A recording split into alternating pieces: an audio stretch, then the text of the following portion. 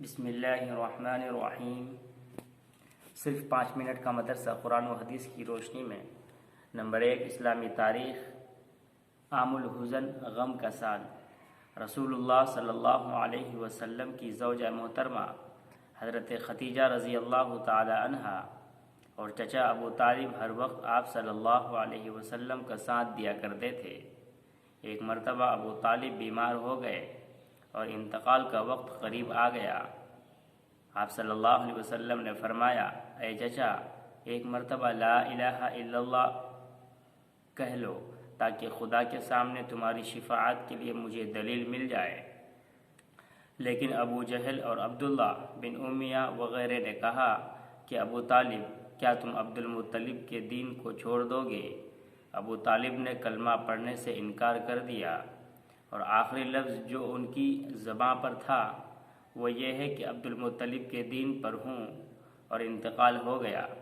ابھی چچا کے انتقال کا غم ہلکا نہ ہوا تھا کہ اس کے کچھ ہی دنوں کے بعد آپ صلی اللہ علیہ وسلم کی جانثار اور غمخوار بیوی حضرت ختیجۃ الکبریٰ رضی اللہ تعالی عنہا بھی اس دنیا سے چل بسے۔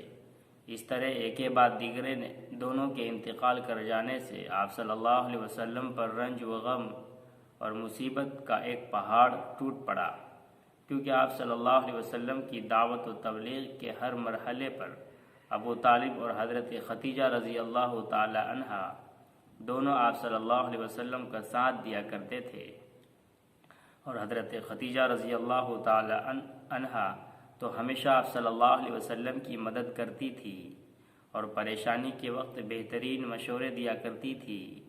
اس لیے دونوں کا ایک سال میں انتقال کر جانا آپ صلی اللہ علیہ وسلم کے لیے بڑا حادثہ تھا۔ اسی وجہ سے آپ صلی اللہ علیہ وسلم نے اس سال کا نام عام الحزن یعنی غم کا سال رکھا۔ نمبر 2، اللہ کی قدرت۔ سمندر کی مچھلی۔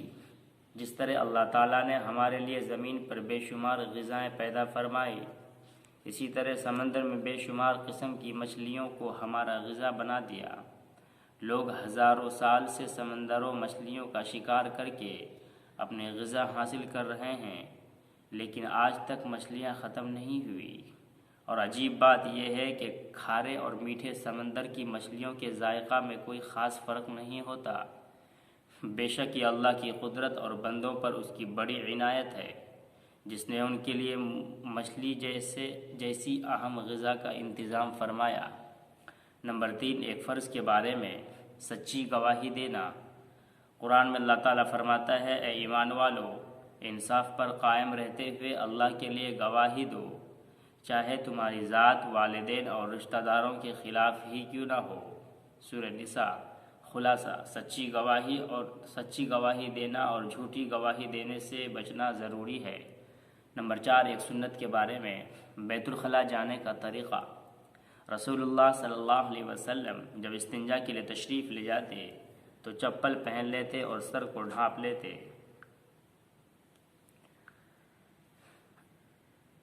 نمبر 5، ایک اہم عمل کی فضیلت۔ اپنے گھر والوں کو کھلانا پلانا۔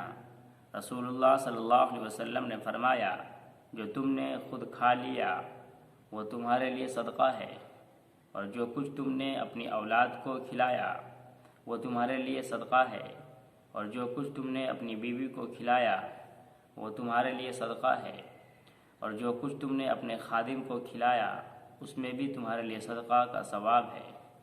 نمبر 6، ایک گناہ کے بارے میں شرک اور قتل کرنا۔ رسول اللہ صلی اللہ علیہ وسلم نے فرمایا، اللہ تعالیٰ ہر گناہ کو معاف کر سکتا ہے مگر اس آدمی کو معاف نہیں کریں گے جو شرک کی حالت میں مر جائے۔ دوسرا وہ آدمی جو کسی بے گناہ مسلمان بھائی کو جان بوجھ کر قتل کر دے۔ ابو داؤد شریف۔ نمبر 7، دنیا کے بارے میں دنیا میں امیدوں کا لمبا ہونا۔ رسول اللہ صلی اللہ علیہ وسلم نے فرمایا، مجھے اپنی امت پر سب سے زیادہ ڈر خواہشات اور امیدوں کے بڑھ جانے کا ہے۔ خواہشات حق سے دور کر دیتی ہے اور امیدوں کا لمبا ہونا اور آخرت کو بھلا دیتا ہے۔ یہ دنیا بھی چل رہی ہے اور ہر دن دور ہوتی چلی جا رہی ہے، اور آخرت بھی چل رہی ہے اور ہر دن قریب ہوتی جا رہی ہے، یعنی ہر وقت زندگی کم ہوتی جا رہی ہے اور موت قریب آتی جا رہی ہے، اس لیے آخرت کی تیاری میں لگے رہنا چاہیے۔ نمبر 8، آخرت کے بارے میں نیک عمل کرنے والوں کا انعام۔ قرآن میں اللہ تعالیٰ فرماتا ہے جو لوگ ایمان لائے اور نیک عمل کرتے رہے وہ جنت کے باغوں میں داخل ہوں گے، جس چیز کو چاہیں گے ان کے رب کے پاس ان کو ملے گی، ان کی ہر خواہش کا پورا ہونا بھی بڑا فضل انعام ہے۔ سورہ شورى۔ نمبر 9، طب نبوی سے علاج، ہاتھ پاؤں سن ہو جانے کا علاج۔ حضرت ابن عباس رضی اللہ تعالی عنہ کی موجودگی میں ایک شخص کا پاؤں سن ہو گیا تو انہوں نے فرمایا اپنے محبوب ترین شخص کو یاد کرو۔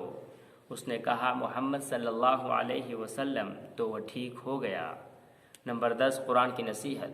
قرآن میں اللہ تعالیٰ فرماتا ہے اے ایمان والو، اللہ تعالیٰ کے لیے سچائی پر قائم رہنے والے اور انصاف کے ساتھ شہادت دینے والے بن جاؤ، اور کسی قوم کی دشمنی تمہیں اس بات پر آمادہ نہ کر دے کہ تم انصاف نہ کرو، بلکہ معاملہ میں انصاف کرو، یہ پرہیزگاری کے زیادہ قریب ہے، اور اللہ تعالیٰ سے ڈرتے رہو، بے شک جو کچھ تم کرتے ہو اللہ تعالیٰ اس سے باخبر ہے۔ سورہ مائدہ۔